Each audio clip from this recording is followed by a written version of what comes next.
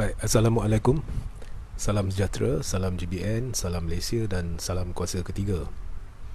Jadi hari ini kita kembali dalam satu sesi live khas bagi membincangkan seperkara yang menjadi perhatian ramai. Dan benda ni sebenarnya ditanya kepada saya oleh banyak pihak, dan ianya melibatkan PAS, UMNO, PPBM dan juga parti-parti lain di dalam gabungan pembangkang PH, BN dan PN di Johor, ya. Jadi sebelum saya sambung live ni, jap ya.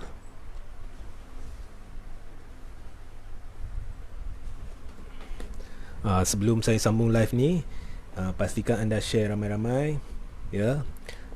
Dan pastikan anda juga rujuk kepada bahagian tajuk selepas live ni, di mana saya akan letak link kepada saluran Telegram, artikel-artikel yang berkaitan, ya. Baik, saya mulakan. Jadi sekarang ni kita bakal menghadapi pilihan raya negeri di Johor. Okey. So bagi tujuan live ni saya tak nak masuk babak politik dia. Contohnya dari sudut mengapa Dun Johor dibubarkan, ya, apakah strategi rahsia kluster mahkamah, ya, apakah kaitan MOU dan sebagainya. Benda-benda ni semuanya saya telah beri pencerahan terperinci. Jadi kalau saudara-saudari tertanya isu MOU, ya, yang kita sedia tahu, PKR ni takut isu MOU, jadi rujuk live yang lepas di YouTube Regi J. Siri Taudin, rujuk live-live yang berkenaan dengan PRN Johor. Jadi hari ini saya nak bincang berkenaan dengan PAS, khususnya PAS. Lepas tu saya akan menyusul masuk sedikit berkenaan dengan UMNO dan PPBM, ya. Jadi PAS ni, cerita dia, PAS ni dari awal dia nak kembangkan sayap dia. Okey. Dia nak kembangkan sayap dia di peringkat persekutuan. Sebab kalau PAS ni dia nak bergantung pada diri dia sendiri, dia takkan berjaya melangkah jauh daripada pentadbiran negeri di Kelantan, Terengganu, mungkin juga di Kedah. Ya, dia takkan melangkah jauh. Ya, sebab sokongan PAS ni banyaknya kuat di kawasan luar bandar, di negeri-negeri berkenaan. Itu pun kita dipahamkan sekarang ni disebabkan percakaran politik melibatkan PAS, UMNO, PPBM dan sebagainya, dan penipuan-penipuan yang berlaku politik, darjat, kuasa, kedudukan dan sebagainya yang berlaku. Difahamkan prestasi sokongan PAS di negeri-negeri berkenaan juga telah menyusut. Tetapi kita tolak tepi penyusutan tu. Cerita dia, PAS nak kembangkan sayap di peringkat persekutuan. Untuk itu perlu pendanaan yang besar. Okey. Untuk itu perlu pendanaan yang cukup besar. Jadi PAS ada dua pilihan. Sama ada dia boleh berdamping dengan Barisan Nasional. Ya, sebab Barisan Nasional ni dia dah memerintah berdekat-dekat lamanya, sehingga PRU 14, ya. Dan dia kaitan dia dengan kroni, dengan tycoon dan sebagainya, ya, termasuk banyak tycoon Cina khususnya, ya, memang cukup kuat. Jadi babak pendanaan pilihan raya ni UMNO sebenarnya tak ada masalah. Tapi PAS juga ada satu lagi pilihan. Jika negara ditadbir oleh satu-satu gabungan, apabila PAS berdamping dengan gabungan itu, apabila PAS berdamping dengan Perdana Menteri gabungan itu, maka dia juga akan mendapat manfaat sekiranya Perdana Menteri itu kekal sehingga PRU 15. Kerana dia akan dapat manfaat dari sudut jentera pentadbiran dan juga kroni-kroni tycoon-tycoon yang semestinya akan berdamping dengan Perdana Menteri. Ya. So itu pilihan yang PAS ada. Jadi pada ketika langkah Sheraton, ya, kita lihat sebelum langkah Sheraton ni, PAS beria-ia nak wujudkan muafakat, ya, bersama UMNO, malah diwujudkan kononnya lah piagam muafakat ni untuk kononnya menyatukan ummah. Pada masa tu pun saya dah mula menentang. Sebab saya kata, kalau dah kata nak muafakat penyatuan ummah, sebenarnya dia perlu terbuka kepada seluruh perkumpulan, mana-mana kumpulan, sama ada parti politik atau bukan politik, melibatkan kepimpinan Muslim, ya, untuk bermuzakarah atas satu pentas muzakarah, ya. Ini tidak PAS keluar kenyataan. Dia asalkan syarat dia asalkan dia sehaluan dengan ideologi pihak terbabit, iaitu PAS dan UMNO. Itu bukannya pentas penyatuan ummah atau muafakat penyatuan ummah. Itu adalah muafakat penyatuan parti-parti politik berkepentingan. Itu dah tersasar daripada landasan kebenaran, landasan Islam. Kalau nak lihat pentas permuafakatan sebenar, ini adalah pentas maruah Melayu yang diwujudkan oleh Tun Dr. Mahathir Mohamad sebelum langkah Sheraton, di mana semua dijemput hadir. Tak ada pula ditulis di pintu pagar, hanya yang sehaluan dengan saya dari sudut pendirian politik baru boleh masuk. Tak ada. Semua ada. Wakil UMNO ada, wakil Amanah ada, wakil PAS ada, wakil daripada pertubuhan bukan politik, semuanya ada. Jadi PAS tu, dia dah tersasar benda tu. Dari situ kita dah nampak ianya menjaja penyatuan ummah. Tak apa. Jadi dia sekarang ni, pada ketika itu memang ada wakil PAS Taqiyuddin Hassan yang sedang berbincang dengan pihak-pihak yang berkait juga dengan PPBM pada ketika itu, ataupun spesifiknya yang menyokong perjuangan Tun agar muafakat ni antara parti-parti Muslim ni diperkukuhkan, ya. Mungkin ke arah satu bentuk pentadbiran baru yang lebih menyeluruh, termasuk yang menyatukan kumpulan-kumpulan Melayu Islam dan Islam, ya. Tetapi apa yang mereka buat ialah sini mereka berbincang, kemudian idea dia dicuri dan diterapkan bersama puak kleptokrat.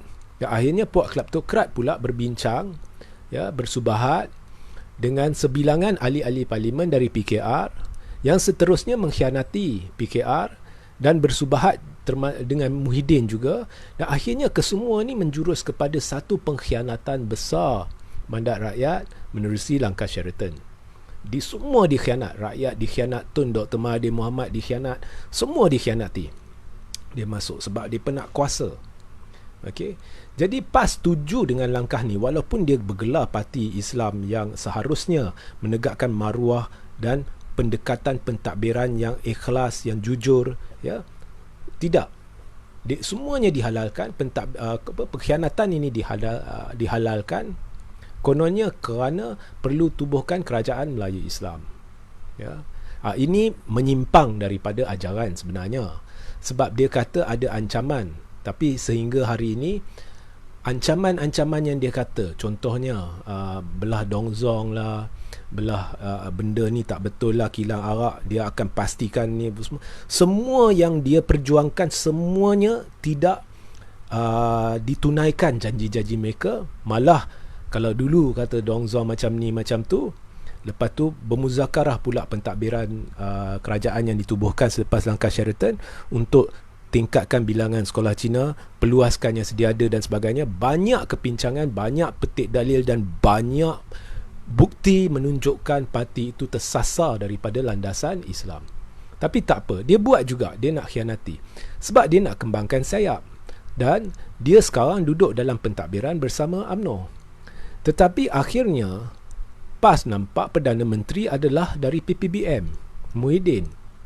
Jadi apabila Muhyiddin tubuhkan apabila timbul persoalan, ya, nak bawa masuk semua parti bawah bumbung Perikatan Nasional, PAS mengkhianati UMNO.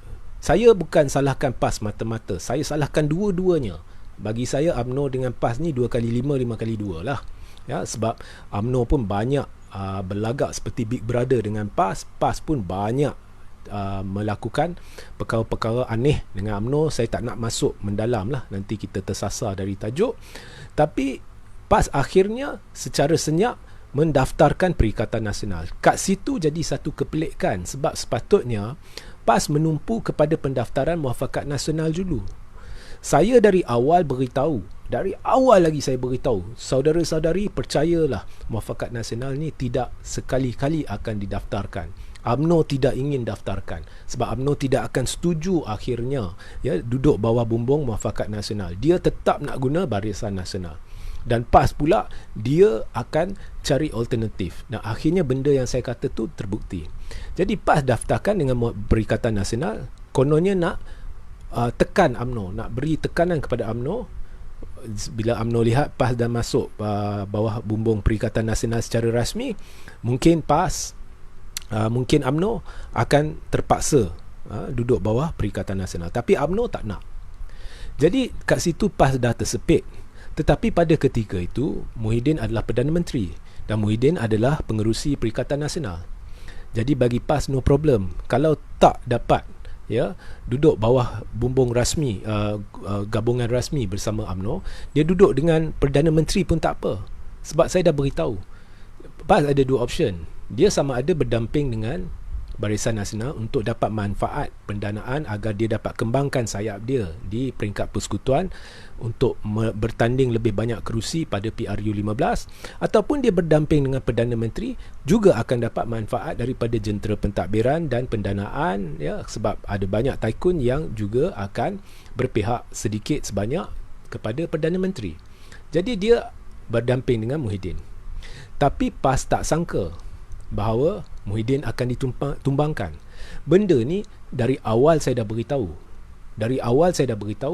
Kluster mahkamah dia ada program 3 fasa. Fasa pertama tumbang Pakatan Harapan, fasa kedua tumbangkan kerajaan baru yang terbentuk, dan kemudian letak seorang pemimpin UMNO sebagai Perdana Menteri, dan fasa ketiga sama ada tumbangkan Perdana Menteri diorang sendiri untuk cetus pilihan raya, atau jika Perdana Menteri diorang sendiri setuju nak cetus pilihan raya, jadi tak ada masalah, mereka akan masuk pilihan raya. Itu je pelan 3 fasa. Jadi malangnya PAS tak dengar lah apa yang saya katakan, tapi benda berlaku sebiji. Okay? Jadi PAS tak jangka Muhyiddin akan tumbang. Bila Muhyiddin tumbang, sekarang ni PAS dah tersepit. Itu maksud saya PAS tersepit. PAS tersepit sebab sebenarnya PPBM ni dia bagaikan ikan yang tinggal rangka je. Sebab akar umbi jentera dia semuanya lah ni duduk dengan pejuang. Okay?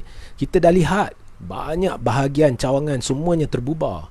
Jadi perang persepsi ditimbulkan oleh Muhyiddin, kononnya PPBM ni relevan. Sebab sebenarnya PPBM selain 3, 4 atau 5 pemimpin utama dia memang seolah-olah parti yang tak wujud, hanya tinggal nama. Dan kita dah lihat perkara ni di Melaka. Jadi PAS dah tersepit sebab sekarang ni dia nak masuk pilihan raya umum, dia perlu berpaut kepada UMNO. Jadi pelbagai hilah dilakukan oleh PAS untuk menekan UMNO untuk bersetuju untuk kerjasama dengan PPBM. Lagi satu sebab PAS tersepit ialah pada Perhimpunan Agung UMNO yang lepas.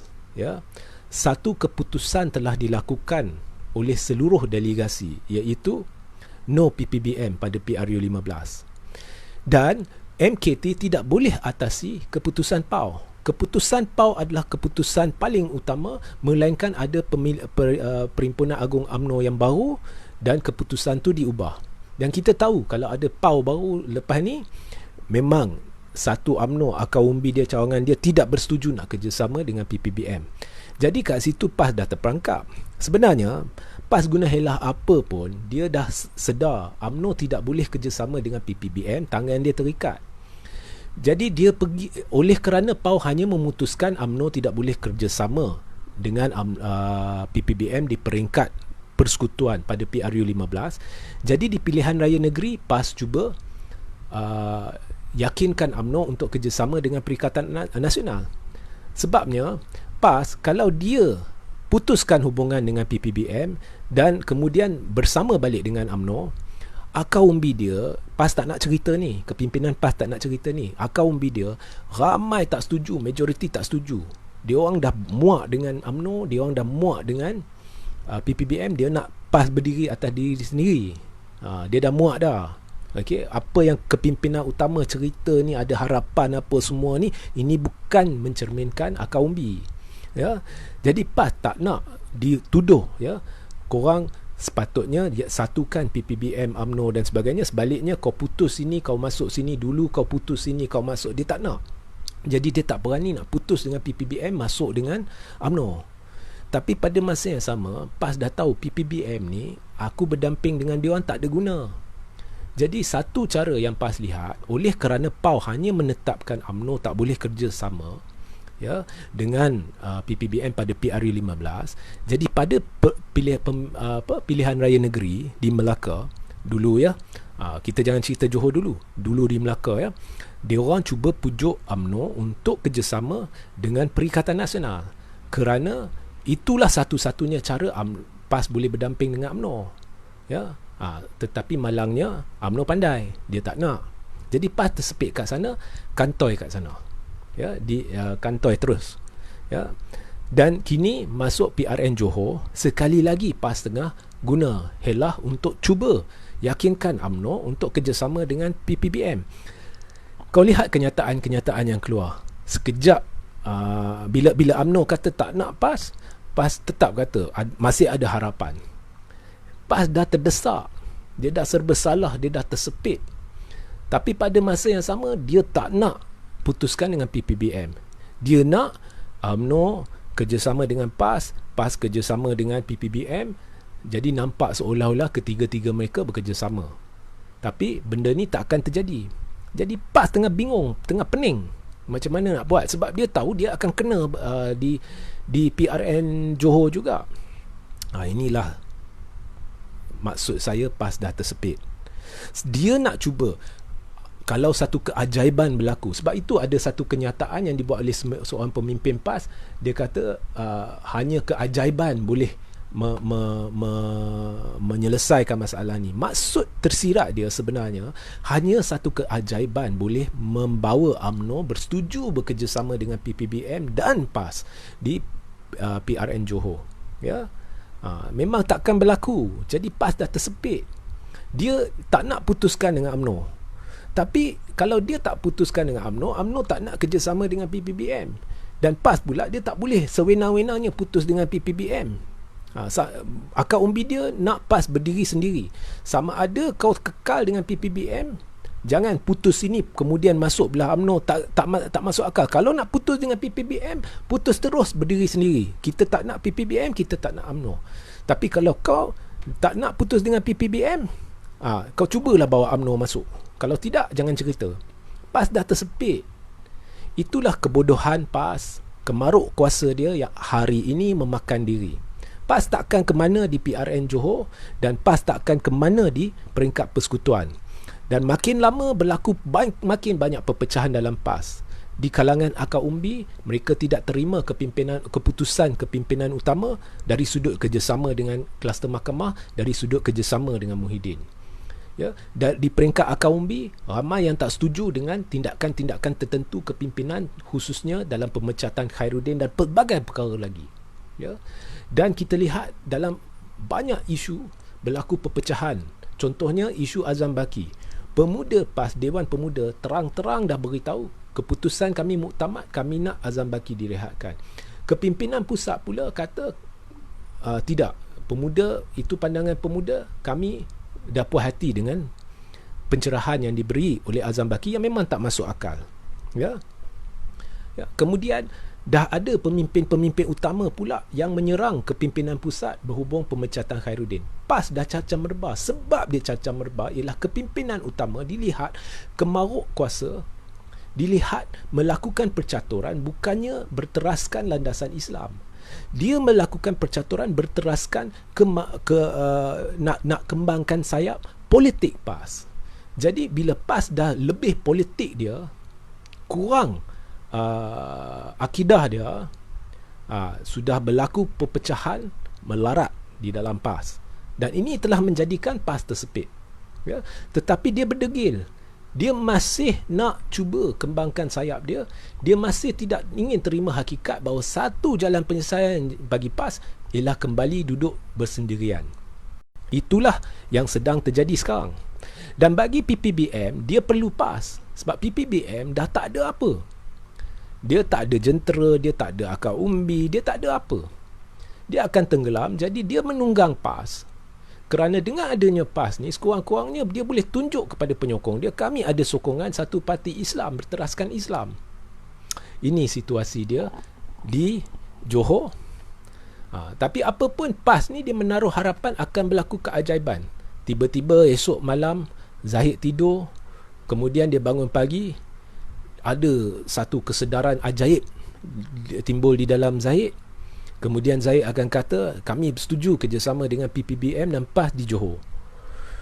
PAS berharap jika benda keajaiban ni berlaku, maka lepas tu bila UMNO buat PAU, mungkin Zahid boleh yakinkan untuk ubah keputusan PAU terdahulu. Tak apa, PRU 15 kita kerja dengan PPBM. Inilah masalahnya dengan PAS. Dia menaruh harapan-harapan palsu dan sedang membawa ummah ke kebinasaan. Ya. So, itulah sedikit sebanyak pencerahan saya berhubung PAS. Dan saya nak beritahu, kalau saudara-saudari perhati, anda boleh mula bertanya soalan dari sekarang. Kalau saudara-saudari perhati, ya, sebaik selepas ya Pejuang mengumumkan bertanding 42 kerusi di Johor, kita lihat UMNO sebenarnya dah kelam kabut, ya, PPBM kelam kabut, Pakatan Harapan kelam kabut. Pelbagai kenyataan aneh dikeluarkan dalam keterdesakan semua pihak ni. Contohnya Pakatan Harapan, Anwar tiba-tiba jemput semua orang nak kerjasama dengan Pakatan Harapan, walhal Pakatan Harapan tu bukannya ada apa lagi, PKR bukannya ada apa lagi. Sepatutnya dia yang merayu untuk kerjasama dengan pihak Pejuang dan sebagainya. Jadi dah terdesak. Dia orang akan kerah Laskar dan sebagainya untuk timbul persepsi Pejuang is nothing, kuasa ketiga is nothing. Tetapi semua kelam kabut dengan pendedahan tu. Ada jemput menjemput nak kerjasama yang tak masuk akal. Tiba-tiba Muhyiddin atau PPBM pula jemput, ya, Pakatan Harapan kerjasama, semua pembangkang kerjasama. Dia orang dah terdesak sampai membuat perkara-perkara yang tidak masuk akal. Ya, dan akhirnya terpaksa Pejuang keluarkan kenyataan, PH ni kita kira kerajaan lah, sebab MOU. Jadi PH, barisan dan perikatan tu duduk tepi lah, kita duduk seorang. Itu kenyataan Mazuki yang saya baca, ya. Jadi kita lihat kelam kabut. Kelam kabut ni ada sebab dia. Sebab dari selepas tahun 1969, apabila berlaku peristiwa di Pulau Pinang di mana tiba-tiba muncul kuasa ketiga atau satu cabang kuasa ketiga, iaitu gerakan, dia dah kucak-kacihkan situasi politik di Pulau Pinang. Dan selepas itu, inilah kali pertama dalam sejarah selepas tahun 1969 berlaku satu situasi di Johor di mana satu cabang kuasa ketiga akan muncul di Johor, menentang PH, menentang iaitu kuasa kedua, dan menentang barisan dan perikatan iaitu kuasa pertama. Jadi sebenarnya tidak ada sesiapa yang dapat menjangkakan dengan tepat apa yang akan berlaku. Yang ada semuanya blogger-blogger belah-belah Najib, belah-belah PPBM yang sedang bermain propaganda. So jadi ini adalah perkara yang anda perlu perhati. Dan jangan termakan dengan mana-mana ramalan, kerana kalau korang lihat, saya pun tak buat ramalan. Mustahil boleh buat ramalan. Jadi kita perlu tunggu dan lihat dan terima. Ya, baik. Jadi jika ada soalan, anda boleh bertanya sekarang. Sebentar lagi lepas saya habis live ni, di belah ruang tajuk saya akan letak link kepada artikel-artikel berkaitan. Jangan lupa rujuk. Dan kemudian link kepada saluran Telegram, sertai saluran Telegram saya, dan sentiasa layari thethirdforce.net untuk perkembangan politik terkini. Dan sementara menunggu, ya, siaran ini akan diulang di YouTube malam ni pukul 9. Jadi sementara menunggu siaran ulangan, jadi rujuk juga kepada 2-3 live terakhir saya di YouTube Regi J. Siritaudin bagi memahami situasi sebenar berhubung dengan contohnya, ya, mengapa PKR tiba-tiba nak guna logo dia sendiri. Hari ni Kuan Ing dengan Muhammad Sabu dah buat kenyataan yang melihatkan seolah-olah mereka ni tak puas hati. Jadi mengapa? Semua ni saya dah jelaskan. Jadi anda boleh rujuk, ya, dan share ramai-ramai. Ya. RJR komen PKR pakai logo sendiri. Okey, komen PKR pakai logo sendiri ni saya dah jelaskan dalam satu live khas semalam. Jadi anda pergi ke YouTube Reggie J. Ritaudin dan rujuk sana live terakhir, ya. Saya dah jelaskan apa yang saya lihat. PKR sebenarnya tidak ingin dikaitkan dengan MOU, sebab MOU ni sudah jadi satu titik hitam dalam masa depan PKR. Rakyat dah tolak Anwar, tolak PKR. Jadi dia nak sisihkan diri dia, nak timbulkan persepsi bahawa dia ada benda dia tidak setuju dengan PH. Walhal Anwar adalah pengerusi PH. Kelangsungan MOU tu masih bergantung kepada Anwar. Jadi dalam keterdesakan Anwar tak tahu buat apa. Saya baca dia guna logo sendiri. Dia fikir rakyat bodoh, tak nampak. Rakyat tetap akan kaitkan PKR dengan MOU, ya.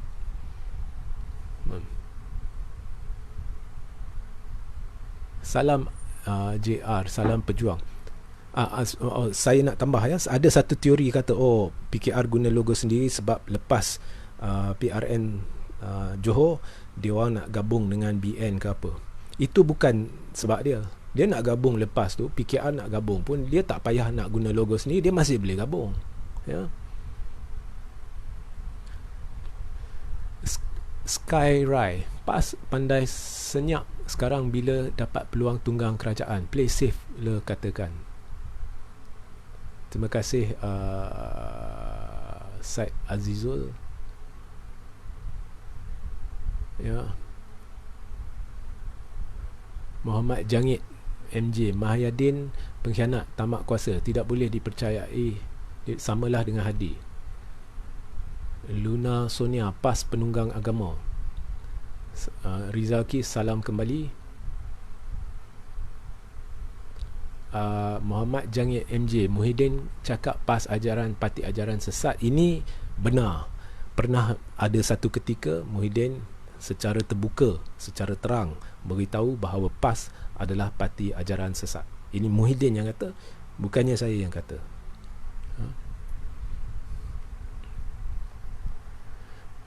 Amru Ismail, pejuang harus yakinkan rakyat Johor dan mendapat mandat di PRN Johor nanti. Yakin dan boleh pasti berhasil.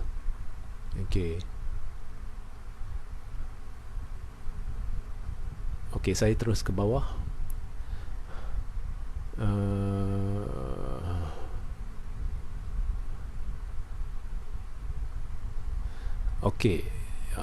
Ni nama dia dalam tulisan Jawi, ya. Mana engkau tahu rakyat tolak DSAI? Mana saya tahu? So saya bukannya tahu, ya, tapi saya membaca, ya, keputusan pilihan raya, dan khususnya di Sabah, ya. Kalau kau ingat di Sabah, Anwar mengumumkan, malah bukan mengumumkan tapi menipu. Kononnya dia ada sokongan majoriti ahli parlimen yang tidak pernah ditunjukkannya kepada sesiapa, malah bila berjumpa agung pun tak ditunjukkan, ya. Kononnya dia ada sokongan untuk jadi PM. Anwar membuat pengumuman ni beberapa hari sebelum PRN Sabah. Hasilnya PKR kena belasah di Sabah, ya. Ini adalah mesej daripada rakyat. Ini bakal Perdana Menteri ni pun sekalipun kami tak terima Anwar. Lihat di Melaka, lihat di Johor. Jadi terpulanglah. Ini pendapat saya. Mungkin anda ada pendapat berbeza. Nash Yasin, bagaimana dengan Parti Muda oleh Said Saddiq? Apakah peluang beliau dalam PRN Johor? No comment. Saya tidak berapa tahu, ya.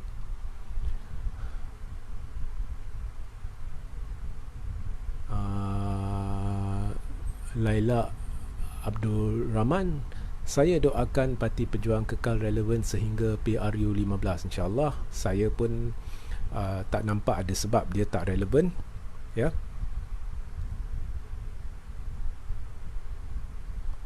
Tun Perak, PKR minta talian hayat dengan muda. Apa pendapat RJ?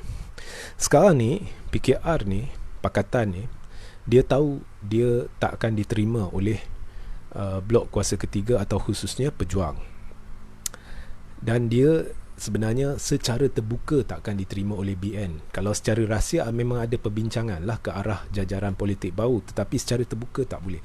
Jadi dia dah terjerat sebab dia nak kerjasama dengan banyak pihak pun tak boleh. Jadi dia beralih perhatian kepada yang baru lah. Itulah sampai Anwar cakap minta ya boleh kerjasama Pakatan Harapan, Pejuang Muda dan sebagainya. Tapi cara dia minta pun salah, bongkak. Dia minta seolah-olah mereka kena mai berangkat kat dia kerjasama dengan dia. Itulah persoalan kita, dia siapa? Anwar dah terhanyut. Jadi sepatutnya dia pergi minta izin untuk bekerjasama dan tanya Pejuang Muda dan sebagainya apa yang dia orang nak.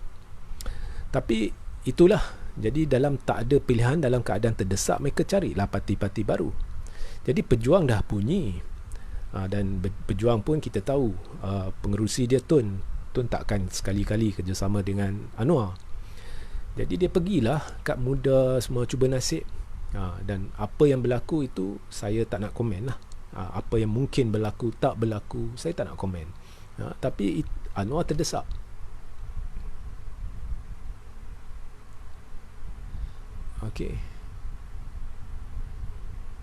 Okey, baik. Zul Hasan, Pejuang bersendirian atau ada sokongan dari lain-lain pihak? Ni dah umum dah, nak berdiri sendiri. Fizi Halisah, agak-agak siapa menang PRN Johor? Tu saya dah kata, saya tak nak buat ramalan ya. Tapi terima kasih. Kasmi Zami, RJ, betul ke Pejuang ada buat rundingan dengan DAP dan Amanah? Apa yang Pejuang buat ke tak buat ke, di sebelakang tabir ke, ada ke perjumpaan ke apa ke, itu saya tak tahu dan saya tak mungkin tahu ya. Anda perlu faham, saya bukannya jangan kata dalam mana-mana kumpulan penentu, ahli Pejuang pun tak ya. Tapi secara rasmi kita dah tahu Pejuang berdiri sendiri tanpa PH. Malah telah diumumkan dengan sejelas-jelas mungkin bahawa Pejuang menganggap bahawa PH ni adalah sebahagian kerajaan.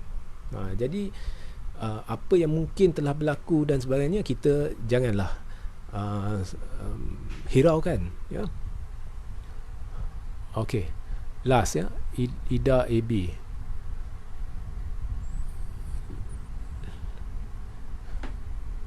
Okey, saya tak ni. Okey, jadi setakat itu sahajalah. Sehingga kita berjumpa di lain masa. Jangan lupa ya, rujuk kepada link-link berkaitan. Dan siaran ni akan diulang pukul 9 malam ni di YouTube Regi JC Rita Udin. Jadi Assalamualaikum, salam sejahtera, salam GBN, salam Malaysia dan salam kuasa ketiga.